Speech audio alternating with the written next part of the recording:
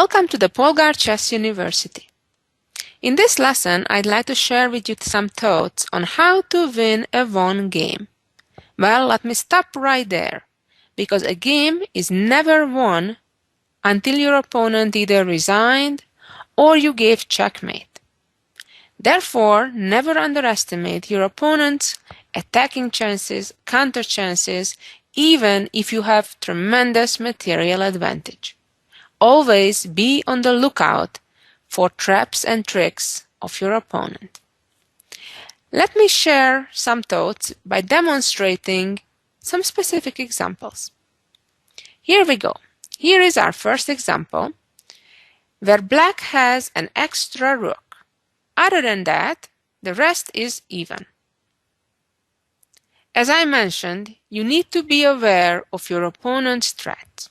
So, if you're playing black in this position, the first thing you need to ask yourself is, what does my opponent want to do?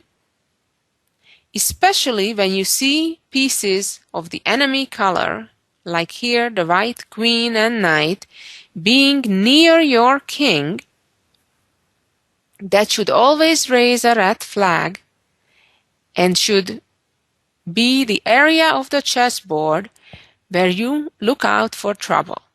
Like in this particular case, white is about to give checkmate.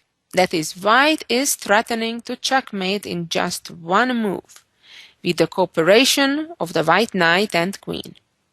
I bet by now you figured out that white aims to play the queen from h5 to h7 and announce checkmate. So you need to be on the lookout on how to defend against this deadly threat. Against threats like this, there may be several solutions. One is to simply protect that key square, the h7 square in this case, with one of your pieces, and therefore, if after that the white queen still goes to that square, you would simply capture the queen. Another method is to try to move one of your pieces and clear an escape route for your king.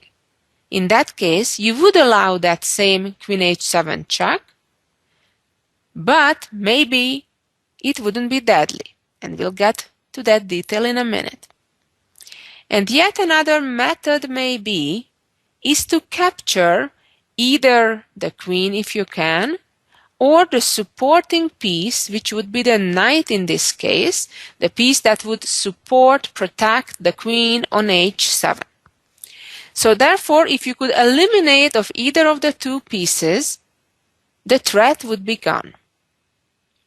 In this case, it is impossible to eliminate the white queen as it is completely safe. Let's talk about the knight. It is certainly possible to try to eliminate the knight on g5, but not advisable because black would lose his queen just for a knight, and that certainly would not be a good deal. Okay, so we realized that the third method that I mentioned, eliminating one of the attacking pieces, here is not a realistic option. Let's talk about the second option I mentioned, which in this case would be moving the rook from f8 to e8 and clearing an escape square for the black king. In this case, if the white queen would follow up and move to h7, then indeed the king would escape and would be relatively okay. However, the problem is that after rook e8 in this position, white can do better, namely, first grab a pawn with a check, leaving black only one option of response, moving to the corner. And now that same queen can go back to h5, check, and give another check, and now we reach that same position, but no more pawn on f7, and therefore white can reach a winning position, keep forcing the black king out to the open, Remember, when a king is wandering around in the middle of the board without protection of several of his pieces, it usually gets into trouble, especially when there are still queens and other pieces on the board. Now the queen captures that other pawn as well with a check. Black again has only one and only move in this position, and now white can make a fork right away, attacking the black king and queen at the same time, and at the end of the day white will have a winning material advantage. Let's go back again to our starting position, and that leaves us with the first method I mentioned of defense, to simply guard the square where the threat is coming, and that is, remember, the h7 square. So which black piece is capable of protecting that? Somewhat unexpectedly, it's the bishop on a4. That bishop, even though it looks that it's in a completely other side of the board, it's very far away, it's a good way to demonstrate how bishops are long-range pieces. So therefore, the correct move is bishop to c2. Now the bishop guards that square, so if the white queen moves there, that wouldn't achieve anything because bishop would capture the queen. Let me show you a little trick that white may set up. White may move the rook right now to d1. This is a tricky move, but that's all it is. Just because your opponent offers you a valuable piece to capture, you don't automatically have to do that. In fact, in this case, white just has set up a trap. If the bishop gets greedy and captures the rook, then already the bishop no longer protects the key h7 square, and the queen arrives and announces checkmate. So therefore, that would be a serious blunder. Of course, black by no means is forced to do that, and shouldn't. Black should look for ways to neutralize white's threat on the h7 square. The bishop already does its job, so therefore there are a number of good moves here for black. For example, one of them is to retreat the bishop to g6 and then proceed with other plans later. Other moves may be trying to bring a piece like the queen, for example, to f6, and then on the following move, move the queen to g6 or even h6. It's important to remember that whenever you're ahead in material, that is being up a rook in this case, you are happy and looking for trading pieces, especially queens. Okay, let's go back again to the starting position. Here, after bishop c2, white can play also rook e1. Let's look at this situation. Right now, black can blunder in several ways. You have to be extremely careful. For example, trying to chase away the white queen by playing g6 would lose immediately. Do you realize why this is such a bad move, such a blunder? It is because now you have blocked up the diagonal of the bishop. There is another piece in between the bishop and the h7 square. Therefore, now white is able to play queen h7 without the black bishop being able to capture it and checkmate. In this position, for the same reason, it would be a blunder to try to advance our passed pawn, the d pawn.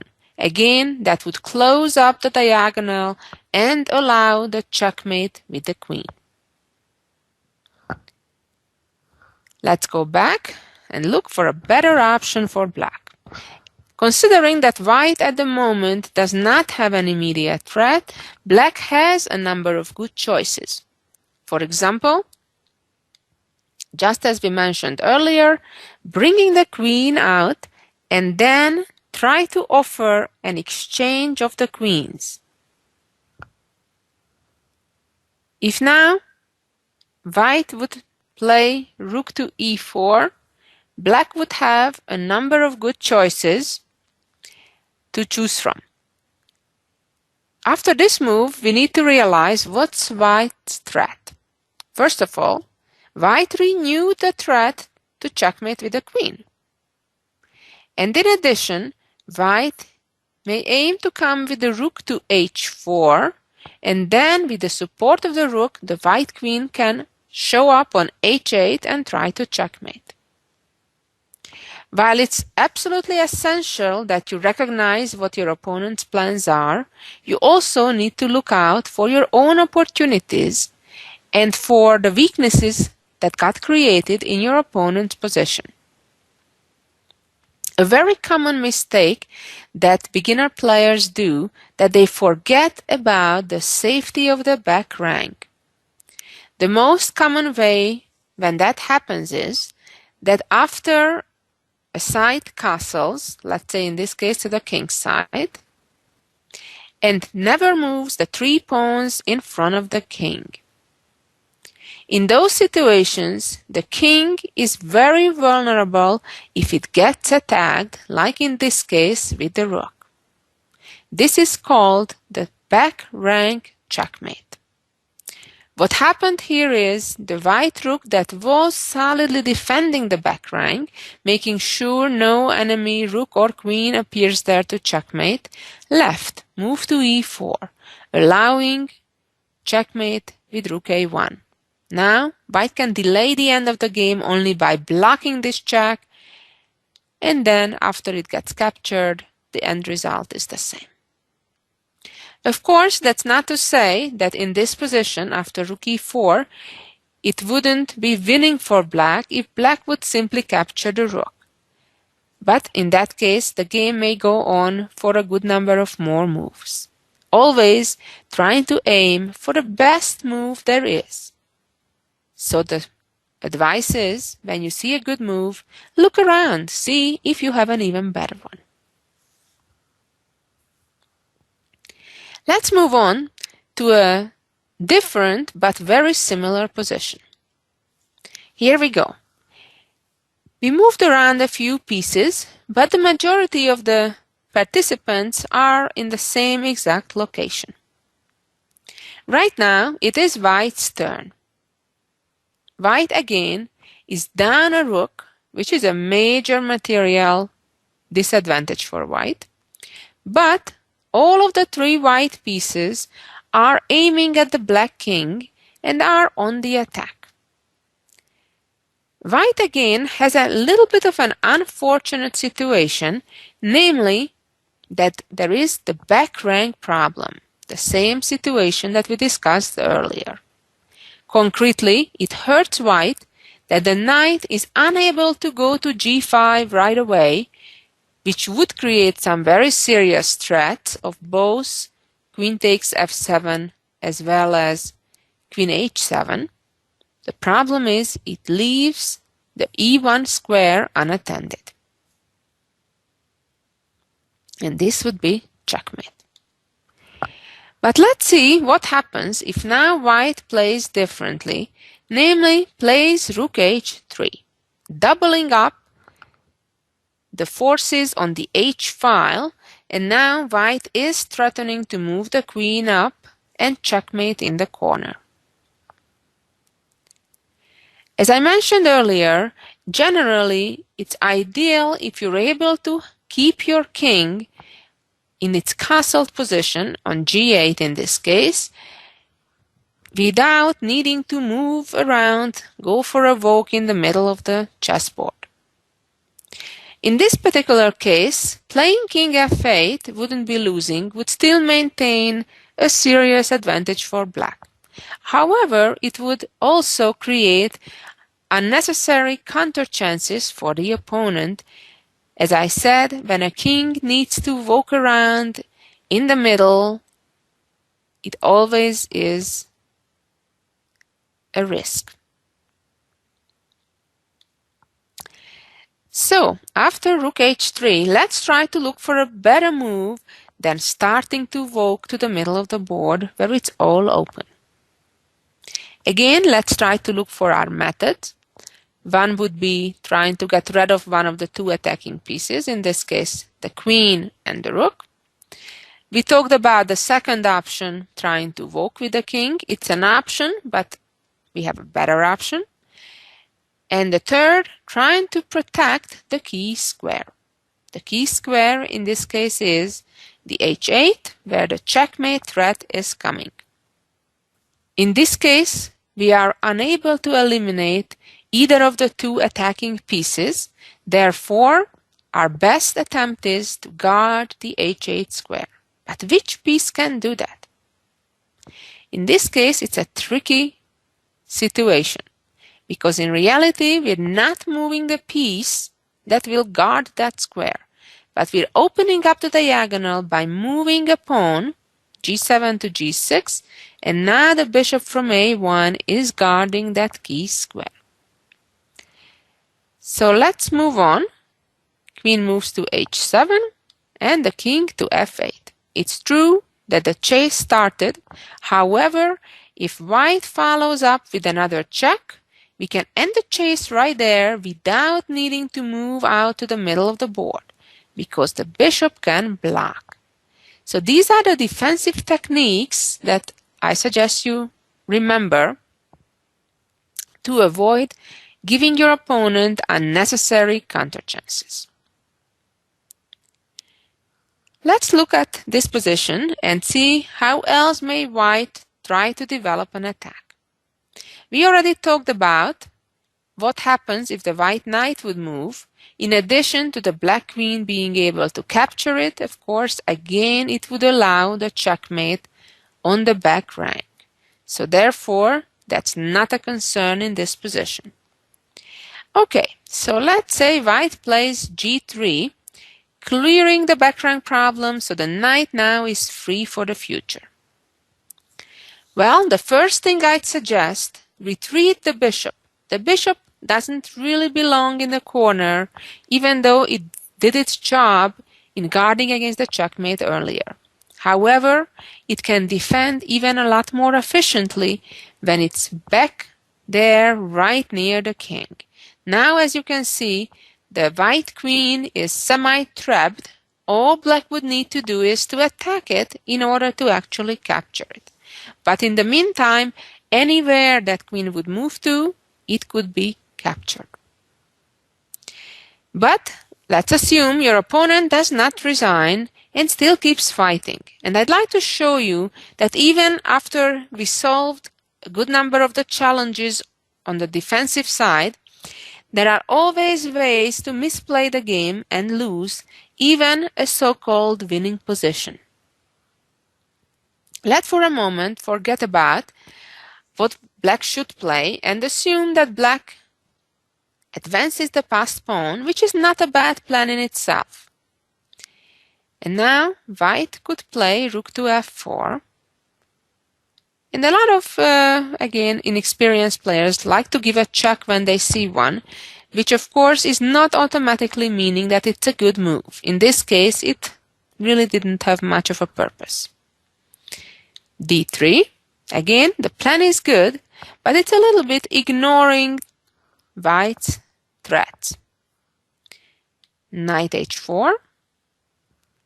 And now, keep pushing the pawn even though it's only one square away from promotion would be already an actual blunder, because now we would have overlooked the checkmate threat of knight takes pawn. As we can see, the f7 pawn is pinned, therefore the knight cannot be captured. Of course, even if in this position black woke up and realized the trouble coming, could have won the game playing the right way, giving the check. And then if, for example, king h3, queen h5 would force the exchange of queens and maintaining the material winning advantage for black. Let's go back again to this position after rook h4, and let's see one more time what we looked at. d4, rook f4, rook a1 check,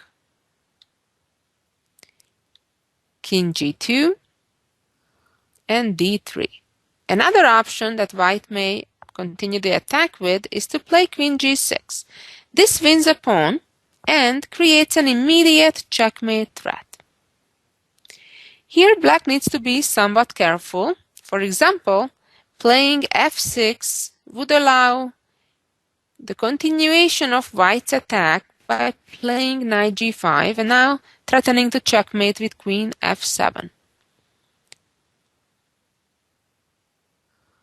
And after queen d7, white already indeed would have a winning position, because white would play knight h7 check, then after king g8, knight f6, which is a fork. Or if the king goes the other way, then again the black pieces are kind of falling off one after another. Queen takes, queen b6, and after the blockade, white checkmates in 2 moves. Well, this is just to give you an idea that never underestimate your opponent's counter chances. Let's go back and see what's the best way to play as black. As I mentioned, when your opponent has attacking chances and has pieces around your king, the most effective way to stop that attack is to trade pieces. And especially when you're ahead in material, you should look out to do that. In this case, the move that accomplishes pretty much throwing back white's attack is rook e4.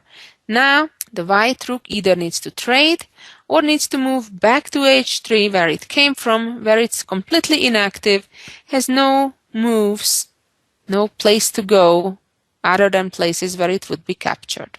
And then already black is completely safe to advance the d-pawn and try to promote it. Okay, let's move on to our next example, which looks rather different. In this case, black has a serious attack on the g2 pawn right in front of our king. Black wants to capture that and announce checkmate. How should white defend? Well, in this case, there are only 2 moves that you should consider. However, one is maintaining a winning advantage, the other one would be a big mistake. Moving here with the queen, which looks good at first, is actually a serious mistake because black by no means is forced to trade queens. In fact, they shouldn't and wouldn't. But they would move the queen away from the rook's way to f5, creating a discovered attack, and then capture on g2 with the rook after the queen moves away. Here the correct choice is to play g3 simply. Then, if black continues the attack by playing queen e4, threatening checkmate on g2 or h1, then white would play first capturing the pawn, even better than immediately blocking it. And then when rook g7, then play f3, check, king h1, and black's attack ran out of steam. Let's move on. Again, we need to defend with the white pieces. Black intends to checkmate with queen takes g2. Moving the pawn up here would certainly not solve the problem, as it would allow queen g2. Playing f3 would weaken unnecessarily dark squares around the white king. On the other hand, blocking the threat not only solves the problems that black caused us, but also creates a skewer at the same time. And now, if black creates a second threat with queen h2, That would fail to a discovery with bishop h7. Now, after king moves, rook takes the queen. It's ideal when you can combine defense with offense. Thank you for listening. I hope you learned some important defensive skills that you can use in your own games. So long until next week.